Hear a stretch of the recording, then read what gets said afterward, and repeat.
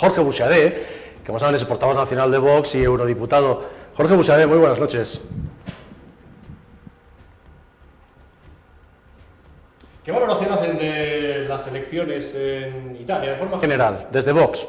Bueno, pues lo primero, por supuesto, felicitar a Giorgia Meloni, nuestra amiga, felicitar a Fratelli d'Italia y yo creo que, en general, felicitar al pueblo italiano, incluso a todos aquellos que no han votado a Fratelli d'Italia porque han elegido la opción correcta. Han elegido un partido que va a poner en la escena política, en primer lugar, los intereses de las familias, de las pequeñas y medianas empresas, de los autónomos italianos y no rindiéndose a intereses foráneos que en muchas ocasiones son contradictorios con los propios intereses, en este caso de la nación italiana, un Fratelli d'Italia que... hilo con lo que estabais comentando ahora, pues va a poner en el eje fundamental de su política la defensa de la seguridad en las calles, de la libertad de los propios italianos, de la prosperidad de las familias y la defensa de las fronteras, que es una cuestión absolutamente esencial, que compartimos España con Italia, la defensa de esa frontera sur, la frontera sur de Europa, que es la frontera sur también de nuestra nación y de la nación italiana. Comentábamos aquí, esto viene después de Suecia, pero viene después de lo vivido años atrás de generaciones de inmigrantes no integrados realmente en Europa, en Francia, en Bélgica. Europa tiene un grave problema con el fenómeno de la inmigración ilegal a efectos de futuro, de seguridad, de convivencia y de la propia, si me permite, supervivencia de Europa como la hemos entendido con sus valores tradicionales. Indiscutiblemente. Europa tiene un problema con la inmigración ilegal desde hace ya muchísimos años.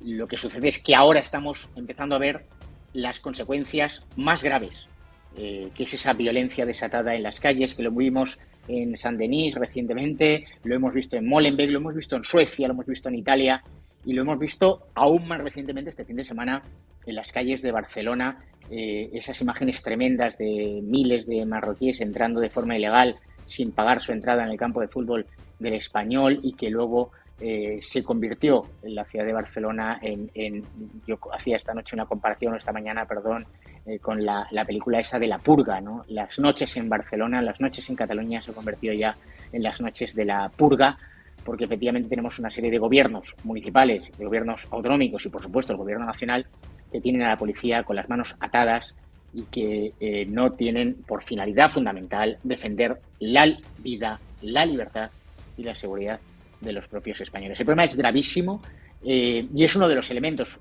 fundamentales de la victoria de las opciones conservadoras y patriotas en las últimas elecciones en Europa.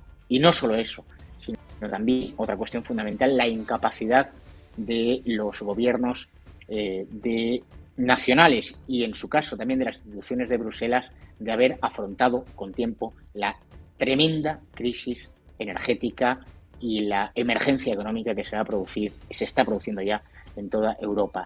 La sumisión a esa Agenda 2030, a ese escenario globalista que ha obligado a una transición ecológica acelerada y a la destrucción de toda nuestra capacidad productiva energética, que es un tema que no solo afecta a España, sino también, por supuesto, a Italia con una enorme gravedad y, en general, a todas las naciones europeas. Y fue Merkel, efectivamente, fue Alemania la que rindió la capacidad y la independencia o la soberanía energética de las naciones europeas porque el gas ruso salía muy barato. Hay relación directa entre lo ocurrido, por ejemplo, este fin de semana en Barcelona y lo ocurrido en el Estadio del Español, con ese fenómeno descontrolado de la inmigración ilegal en una ciudad además como Barcelona, que ya sabemos lo que lleva acumulado con lado. ¿Ve relación en ello? Sin duda alguna, vamos, es que es bastante, no hay que hacer un gran esfuerzo intelectual y que está en el sentido común de las cosas.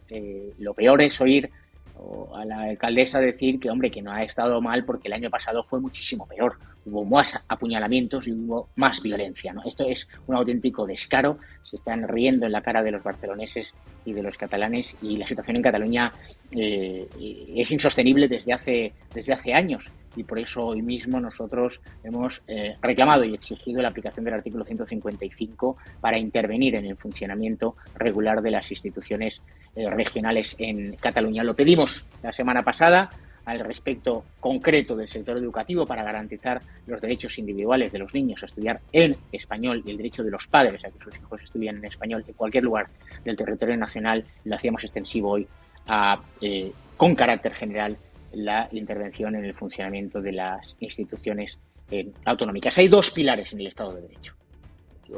No a ustedes precisamente, pero que a los tertulianos muchas veces se llenan la boca con lo del Estado de Derecho. Hay dos pilares fundamentales del Estado de Derecho. Uno es lo que llamamos el imperio de la ley, que se manifiesta muy claramente en el cumplimiento de las sentencias firmes por parte de los tribunales. Y otro pilar es el respeto a los derechos fundamentales y a las libertades públicas de los nacionales de un país.